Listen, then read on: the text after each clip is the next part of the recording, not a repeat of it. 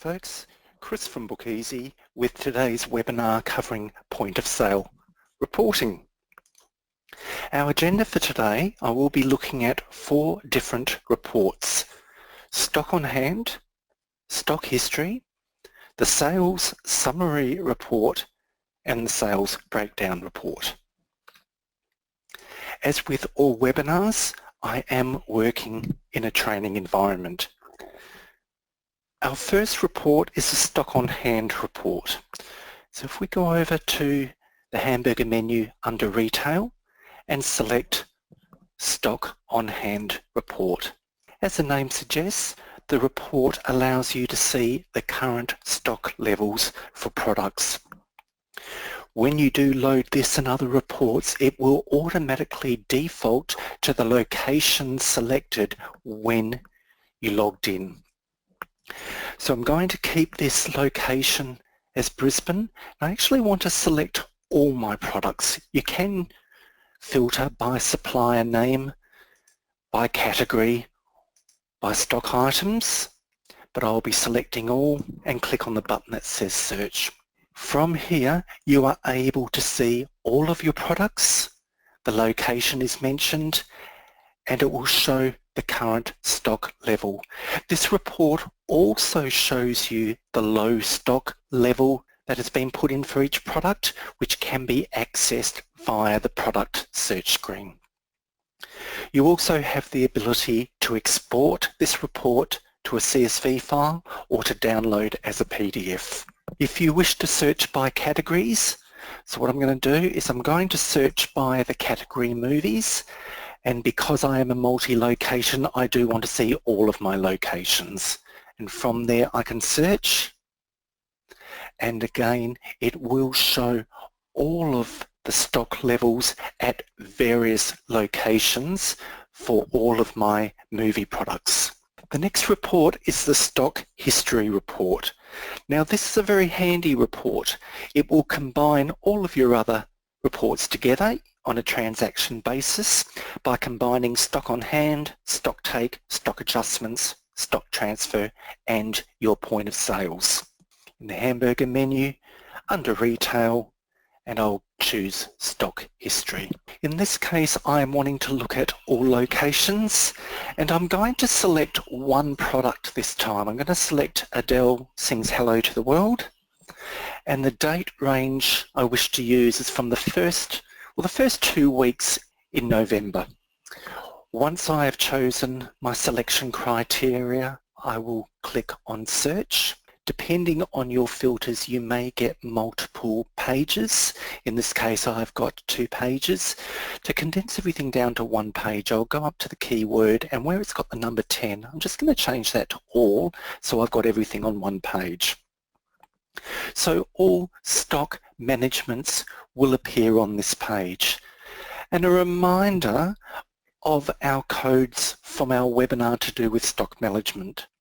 ADJ represents a stock adjustment has occurred.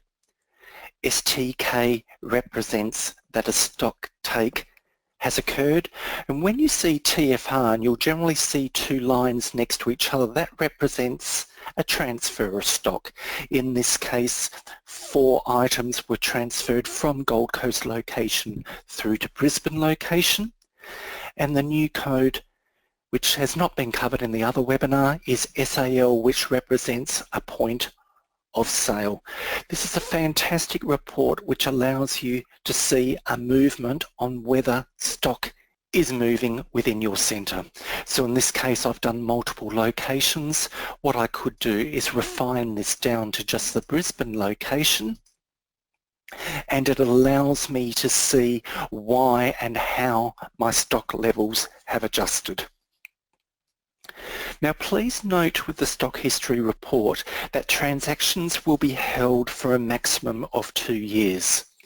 This is to ensure the speed of Bookeasy is not compromised as data grows. Now every week, data which reaches the 2-year mark will be removed, and you will find when you go to this report there will be a balance brought forward at the top of the screen to advise you that data has been archived and removed.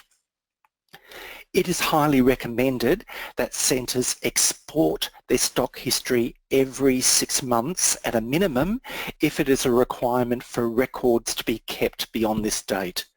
Please contact Bookeasy support if you require assistance with this. The final two reports are our summaries and breakdown. So I'll go across to the hamburger menu again, and I'm going to look at the sales summary report. This report gives you a daily snapshot of the value of the sales placed through the POS. It will automatically default to today's date. To make it easier to see, I'm going to change the search to look at just the 10th of November. And this is where you can see a summary of all of your POS transactions across all locations for that date. It will also separate cash and FPOS and clearly show which sales have been added to an itinerary. A similar report is the sales breakdown report. So under retail, we'll select sales breakdown. I'm going to choose the same date. I'm going to select the 10th of November. You do have the ability to filter by category, by register, and by staff. From there I will view, and this will give a snapshot of the actual point of sale transactions on that date. This is a very handy report to be used on a daily basis alongside and in conjunction with your normal end of day procedures. So they are 4 very, very handy reports in the point of sale, which used in conjunction with stock management give a very good overview on an ongoing basis.